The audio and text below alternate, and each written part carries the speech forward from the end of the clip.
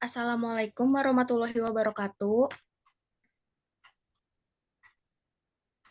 Yang terhormat Bapak Lili Sadeli SPD MPD dan Bapak Egi Nugraha SPD MPD selaku dosen pengampu mata kuliah Psikologi Pendidikan dan juga teman-teman yang saya banggakan. Pertama-tama, marilah kita panjatkan puji dan syukur kehadirat Allah Subhanahu wa taala yang dimana berkat karunia-Nya kita dapat berkumpul dalam keadaan sehat walafiat. Dalam kesempatan ini, kami dari kelompok 4 akan memaparkan materi mengenai teori belajar person-centered Rogers.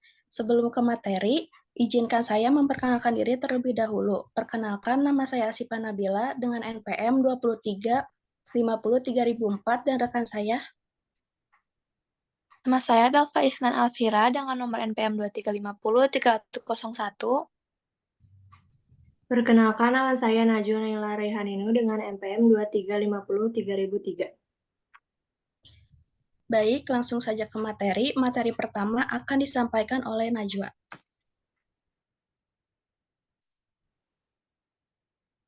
Baik, terima kasih kepada moderator yang telah memberikan kesempatan untuk menyampaikan materi. Yang pertama, di sini saya akan menjelaskan mengenai pengertian dari teori belajar Rogers.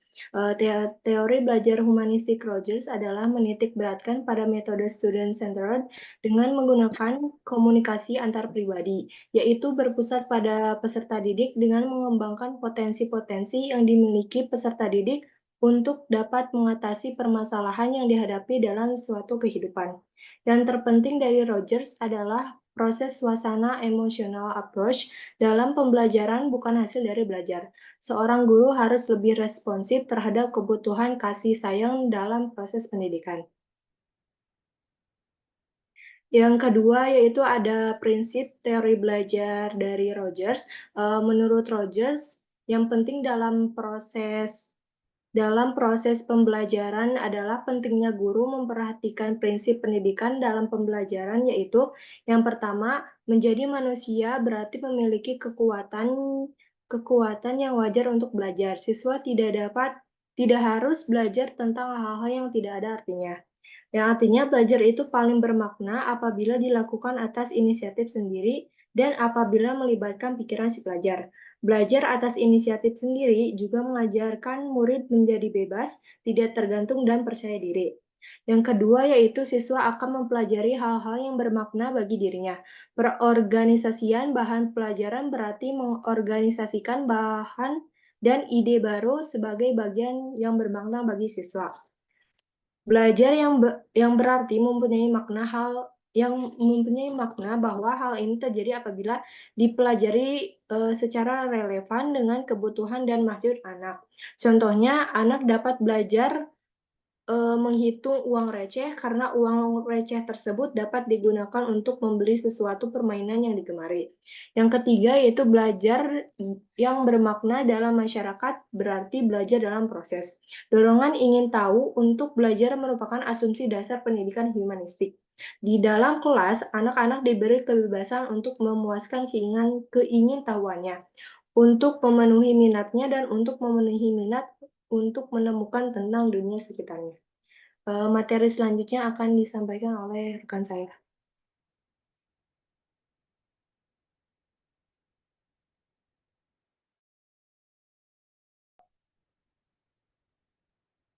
Ya, baik, terima kasih Najwa yang sudah memberikan saya waktu untuk menjelaskan materi tentang bentuk teori belajar.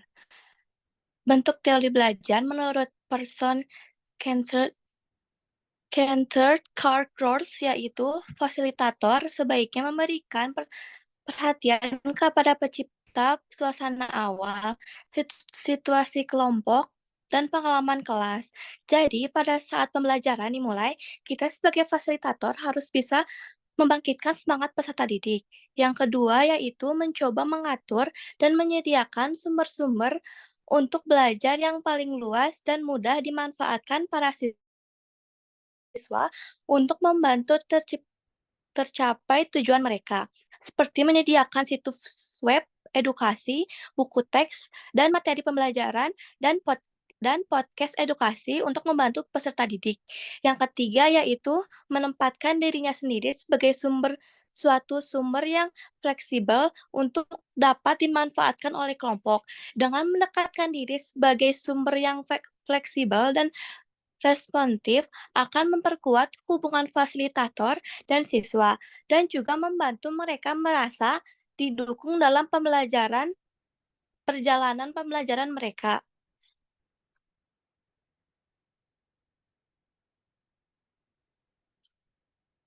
Selanjutnya, Najwa.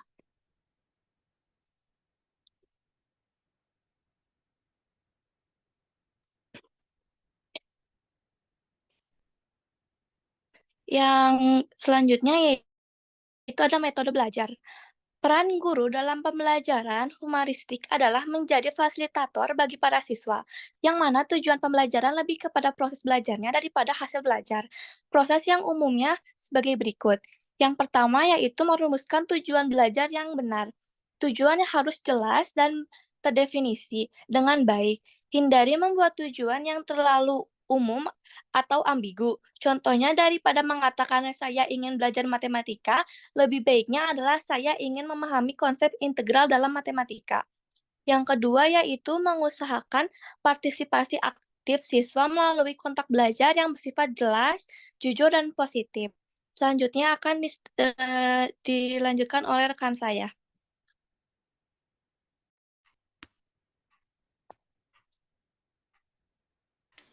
Baik, terima kasih kepada Belpa. Yang ketiga, mendorong siswa untuk mengembangkan kesanggupan siswa untuk belajar atau inisiatif sendiri. Maksudnya itu, agar siswa terarah dan bisa berkreasi dan bisa untuk mencakup ke pendirian lainnya. Yang keempat, mendorong siswa untuk peka berpikir kritis, memaknai proses pembelajaran secara mandiri. Yang kelima, siswa didorong untuk bebas mengemukakan pendapat, memilih pilihannya sendiri, melakukan apa yang diinginkan, dan menanggung resiko dari perilaku yang ditunjukkan.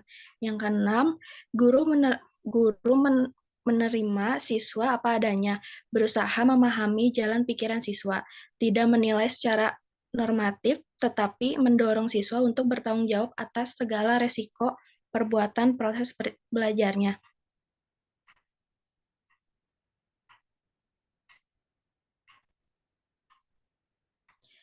Selanjutnya, aplikasi belajar. Aplikasi ini adalah siswa merasa senang, bergairah, berinisiatif dalam belajar, dan terjadi perubahan pola pikir, perilaku, dan sikap atas kemauan sendiri. Teori Rogers dalam bidang pendidikan adalah dibutuhkannya 3 sikap dalam fasilitator belajar, yaitu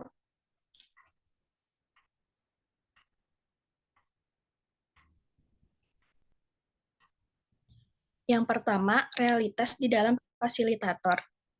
Merupakan sikap dasar yang penting seorang fasilitator menjadi dirinya sendiri dan tidak menyangkal dirinya sendiri sehingga ia dapat masuk ke dalam hubungan dengan pelajar tanpa ada sesuatu yang ditutup-tutupinya. Yang kedua, penghargaan penerimaan dan kepercayaan menghargai pendapat perasaan, yaitu sebagainya membuat timbulnya penerimaan akan satu dengan lainnya.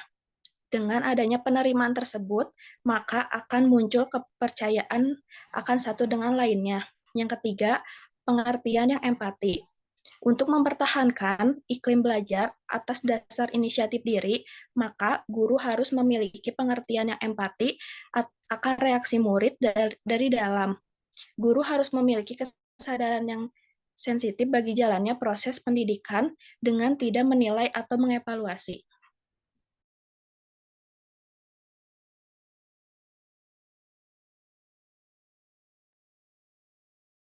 Baik, jadi kesimpulannya adalah belajar merupakan hal yang sangat penting bagi kehidupan manusia. Dengan belajar manusia akan mengalami perubahan dan peningkatan akan pengetahuan, sikap, kebiasaan, pemahaman, keterampilan, daya pikir, dan kemampuan yang lainnya. Banyak sekali teori-teori tentang belajar dan pembelajaran tersebut mampu menerapkan pembelajaran yang efektif sehingga peserta didik bisa melakukan pembelajaran dengan baik. Teori belajar menurut Carl Rogers merupakan proses belajar yang membutuhkan sebuah sikap saling menghargai dan memahami antara murid dan gurunya. Tanpa adanya prasangka dari kedua belah pihak, dengan begitu proses belajar akan berjalan dengan baik. Carl Rogers meyakini bahwa klien sebenarnya memiliki jawaban atas permasalahannya yang dihadapinya dan tugas terapis hanya membimbing klien untuk menemukan jawaban yang benar. Baik, saya kembalikan kepada moderator. Baik, demikianlah materi yang dapat kelompok kami sampaikan. Mohon maaf bila ada kesalahan. Wassalamualaikum warahmatullahi wabarakatuh. Assalamualaikum.